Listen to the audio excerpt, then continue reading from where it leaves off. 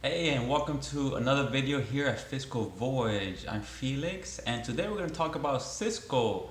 Cisco was suggested by David Lopez. Thank you, David, for suggesting Cisco. If this is your first time visiting my channel, please make sure to leave a comment to see if you want to have me do another stock analysis on a particular company you would like to see next. So with that, let's start on Cisco. We're gonna do a 5-minute stock analysis to determine if Cisco at current prices is a buy, hold, or sell. Coming right now. All right, so here's the analysis on Cisco System. You could find the New York Stock Exchange stock symbol as CSCO. Cisco is an American multinational technology conglomerate headquartered in San Jose, California, in the center of Silicon Valley. Cisco develops, manufactures, and sells networking hardware, telecommunication equipment, and other high technology services and products. Through its enormous acquired subsidiaries, such as OpenDNS, WebEx, Jabber, and Jasper, Cisco specialized into specific tech markets such as Internet of Things, domain securities, and energy management. Another note, I actually work in IT. I have Cisco certifications and I love their products. So let's get with the analysis. Fundamentals. So fiscal year ends on July for Cisco. So 2010 to 2019 is basically 2009 fiscal year and 2018 fiscal year.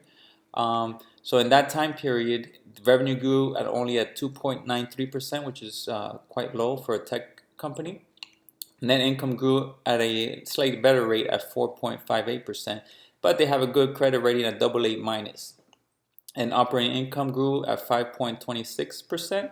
Earnings, however, grew at a much better rate at 7.55% in that same time period. And earnings actually is growing a little better with a 5-year earnings growth average of 8.83%. Where revenue, though, has decreased to 1.94% with a 5-year average for the last 5 years. For fiscal year 2018, they had an adjusted earnings of $3.10.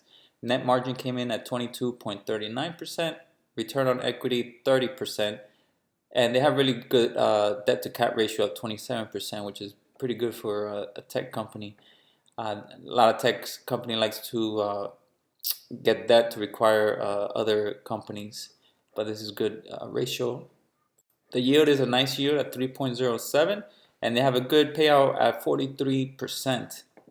And they've been growing dividends for eight years consecutively with a 5-year dividend growth rate of 20%. So that's outstanding. I like that growth rate. However, the most recent dividend increase came at 6.1% earlier this year in February. So that dropped dramatically versus their 5-year average. They have a 5-year dividend yield average of 2.93 versus its current yield at 3.07. So basically, it's right around their 5-year average, which I like to see the current yield much higher than their 5-year average. That is kind of like a signal that is undervalued. They do have a Charter rule of 23, which is outstanding for which is the 5-year growth rate plus the current yield. So it gives us a Charter rate of 23. So that's great.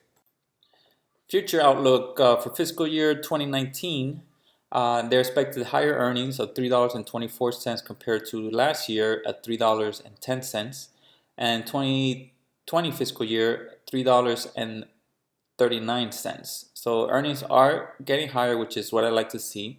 That's earnings. The higher earning goes, the price follows, and therefore dividend increases also follows.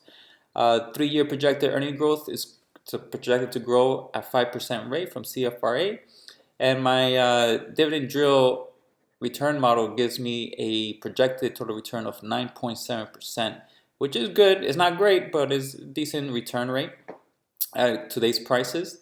Currently, the company has a PE of 14 with a 14.09 with a forward PE of 14.03. So it's the forward PE is slightly lower than the current PE, which is good, but not great. And the 5-year PE average of 13.83. So this tells me it's a slightly higher valuation versus their 5-year PE average. So if we look at the fast graphs, the monthly closing price is the black line, the blue line is the normal PE, and the orange is the earnings PE over 15. You can see here it's under the normal, the earnings PE. However, I would like to see it under the blue normal PE. I think a PE of 13 to 12 or 12 to 13 is where I would like the price to be right now.